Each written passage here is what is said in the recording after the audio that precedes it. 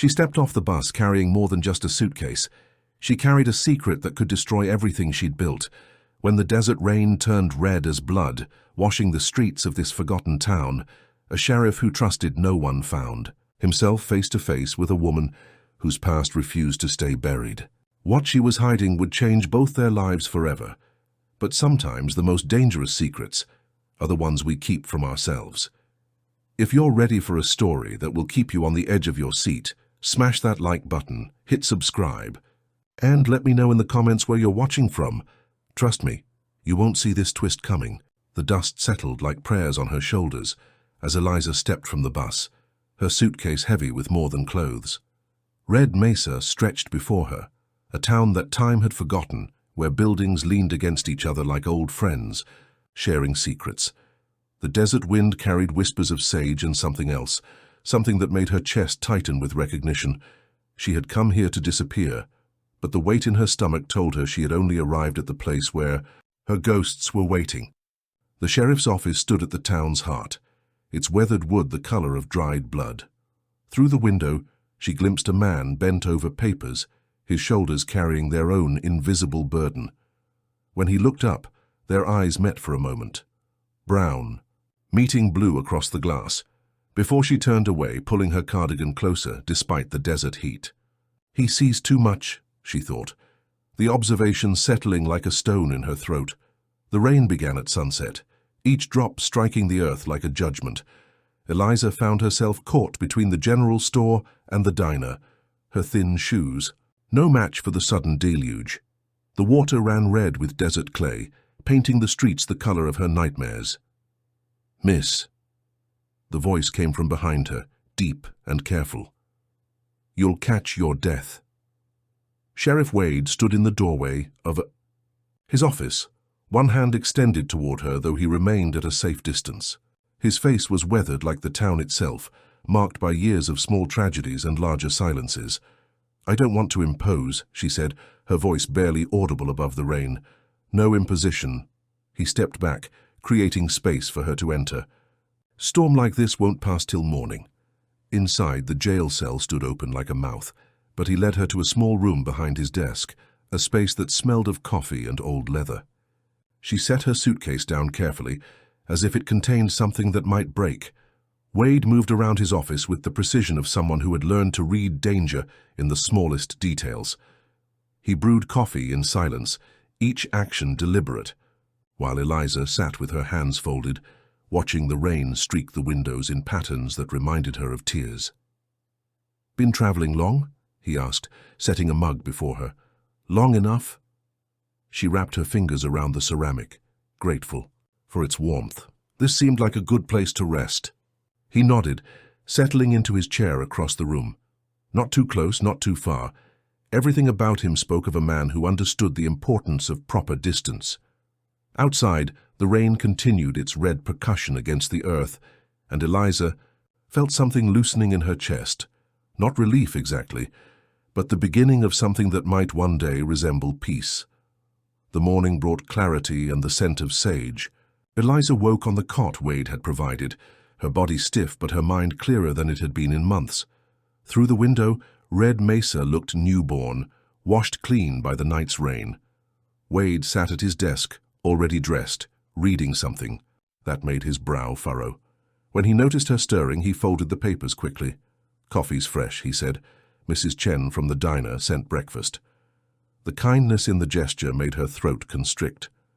She had forgotten that strangers could offer care without expecting payment, that shelter could come without conditions. "I should find a place," she said, accepting the coffee gratefully. "Rosa Martinez has a room above the pottery shop. Good woman. Understands when folks need quiet." He handed her a piece of paper with an address written in careful script. Their fingers brushed briefly, an accident that felt intentional, though neither acknowledged it. Rosa Martinez moved like water around her pottery wheel, her hands shaping clay with the same unconscious grace that Eliza had once applied to her own art. The room above the shop was small but bright, with windows that caught the morning light and held it like a promise. "You run from something?" Rosa said, not looking up from her work. It wasn't a question. Eliza set her suitcase on the narrow bed. Is it that obvious? Only to someone who's done the same. Rosa's hands never stopped moving, but her voice gentled. Running's fine as long as you don't forget to stop when you find the right place. In the corner of the studio, Eliza noticed a collection of broken pottery pieces, their edges smooth as river stones. Rosa followed her gaze. Kintsugi, Rosa explained, Japanese art of mending with gold, makes the break part of the beauty. Eliza's fingers unconsciously moved to her throat, where once a locket had hung, a locket now wrapped in tissue paper, hidden in her suitcase like a secret too dangerous to wear. Days settled into a rhythm as gentle as Rosa's wheel. Eliza helped in the shop, learning to feel clay respond to pressure, to understand the delicate balance between force and yielding. Her hands, unused to creative work after months of hiding, slowly remembered their purpose. Wade appeared each morning, ostensibly checking on the shop's security, but his visits always coincided with Eliza's presence. They spoke in careful phrases about weather and clay, but beneath their words ran deeper currents: recognition, curiosity, the slow dance of two wounded people circling the possibility of trust. You have artist hands, he observed one day, watching her smooth a pot's rim. Had, she corrected, then caught herself. I mean, I used to paint. What stopped you? The question hung between them like pottery waiting to be fired. Eliza set down her tools, her hands suddenly unsteady. Sometimes creating feels too dangerous, she said finally, like calling attention to yourself when you need to stay invisible. Wade nodded, as if he understood the weight of visibility, the burden of being seen. The package arrived on a Tuesday, delivered by a nervous-looking postal worker who kept glancing at Wade as if expecting trouble. Eliza's name was written in handwriting she recognized, her sister's careful script, each letter formed with the precision of fear. She carried the package upstairs without opening it, setting it on her small table like an offering to gods she no longer trusted. Inside, she knew, would be news from the life she had fled, updates wrapped in tissue paper and good intentions. Rosa found her sitting by the window, the package untouched. Bad news travels fast, Rosa said, settling into the chair across from her. Good news. It takes its time, waits to be sure it's welcome. How do you tell the difference before opening it? You don't. Rosa's smile was gentle but firm. That's what courage is, opening it anyway. But Eliza couldn't, not yet. The package sat like a reproach, a gathering dust and her growing dread. The second storm came without warning, turning the evening sky the color of old blood. Eliza watched from her window as people hurried for shelter, their movements urgent against the approaching darkness. A knock at her door brought her back to the moment. Wade stood in the hallway, his hat dripping, concern creasing his features. Radio says this one's worse than last week. Rosa asked me to check on you. They both knew Rosa hadn't asked, but the fiction made his presence easier to accept. He stepped inside, bringing the scent of rain and something deeper, the smell of a man who spent his days protecting others from storms, both natural and human. Were you ever afraid of thunder as a child? She asked, moving to make coffee. Still am sometimes. His honesty surprised them both. Sounds too much like gunfire. The admission hung between them, heavy with implication. Eliza understood.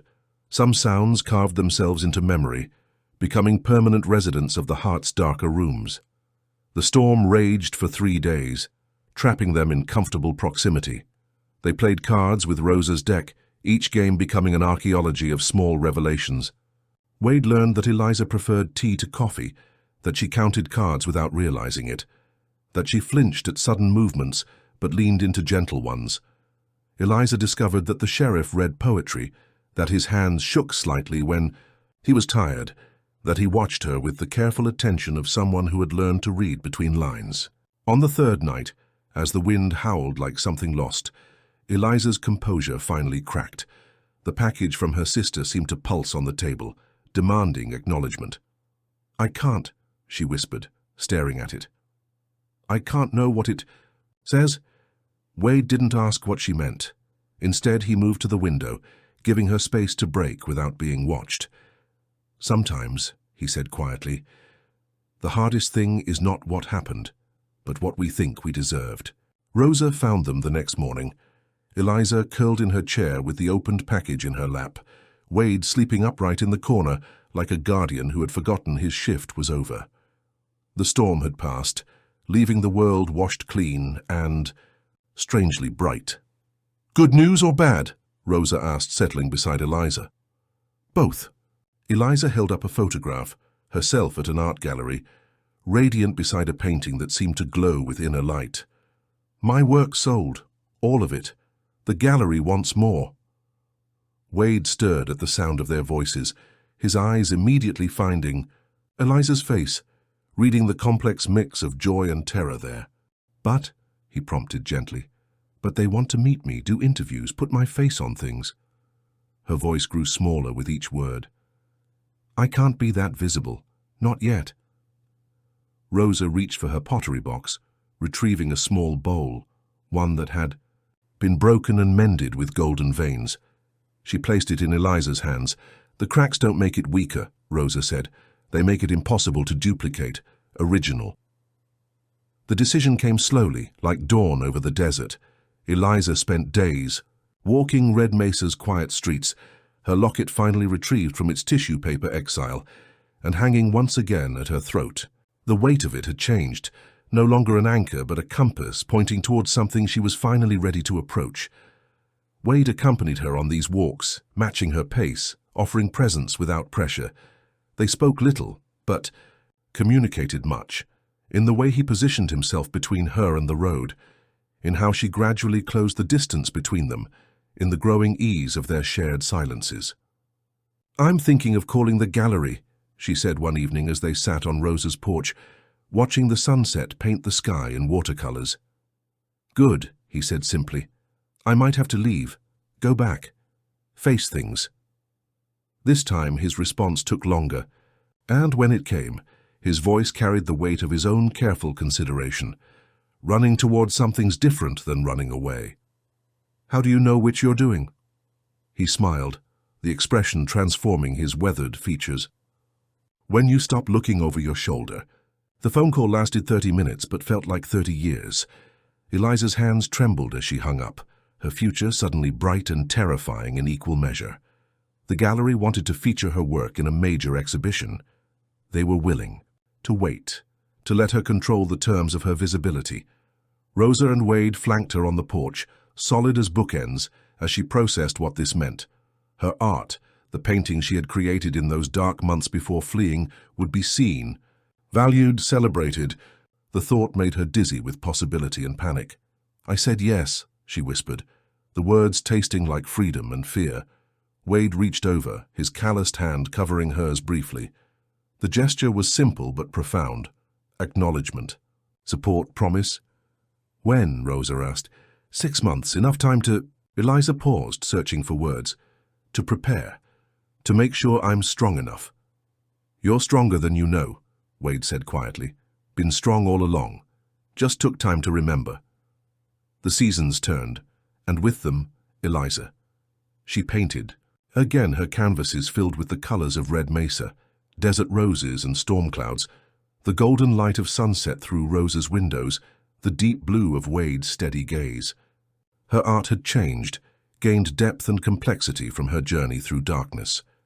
Wade visited her studio regularly now, comfortable in their evolving intimacy. They had never spoken of love, but it lived in the space between them like a carefully tended fire, warm, steady, sustainable. One evening, as Eliza worked on her final piece for the exhibition, Wade sat reading in the corner, his presence a comforting constant. The painting before her showed a woman stepping from shadows into light, her face turned toward an horizon painted in gold. "It's beautiful," he said, looking up from his book. "It's me," she replied, surprised by the truth of it, "or who I'm becoming." He set down his book, moving to stand beside her. In the growing dusk, they studied the canvas together, seeing in it the story of transformation, not perfect or complete, but honest in its portrayal of the journey. The day of departure dawned clear and bright, the desert air carrying promises of change. Eliza's bags sat by the door, fewer than when she had arrived, lighter somehow despite containing more. Her paintings were already crated and shipped. Preceding her into the world she was finally ready to rejoin. Rosa had given her a small bowl, golden-veined and perfect in its imperfection. Wade had offered something even more precious, the promise that Red Mesa would always be here, a sanctuary, when she needed one, a home she could return to. At the bus station they gathered, her unlikely family of misfits and healers. Rosa pressed a packet of clay into her hands. For when you need to remember how to shape something beautiful from broken pieces. Wade hung back, respecting the gravity of the moment. When their eyes met, the conversation was silent but complete. They had found each other at the precise moment both were ready to be found. Geography would change that fact, not at all. "This isn't goodbye," Eliza said, her voice steady with newfound strength. "Never could be," he replied, and she understood that some connections transcend distance, that love, when it grows slowly, honestly, in the careful space between two healing hearts, becomes part of the landscape of the soul.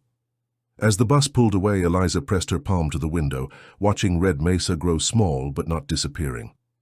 In her locket, alongside the photograph of her parents, she now carried a pressed flower from Rosa's garden and a small badge Wade had worn as a deputy years ago, tokens of the place where she had learned to transform scars into art, wounds into wisdom.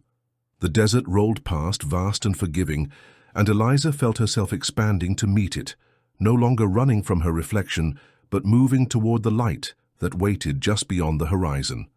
She was going back, but she was also going forward, carrying within her the golden understanding that sometimes the most profound transformation happens not in the grand gesture, but in the quiet choice to trust, to stay, to let others witness.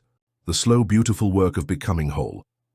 Behind her, Red Mesa shimmered in the heat, keeping its secrets and its promises in equal measure, waiting for the day she would return, not as someone fleeing, but as someone who had learned the difference between hiding and healing, between survival and grace.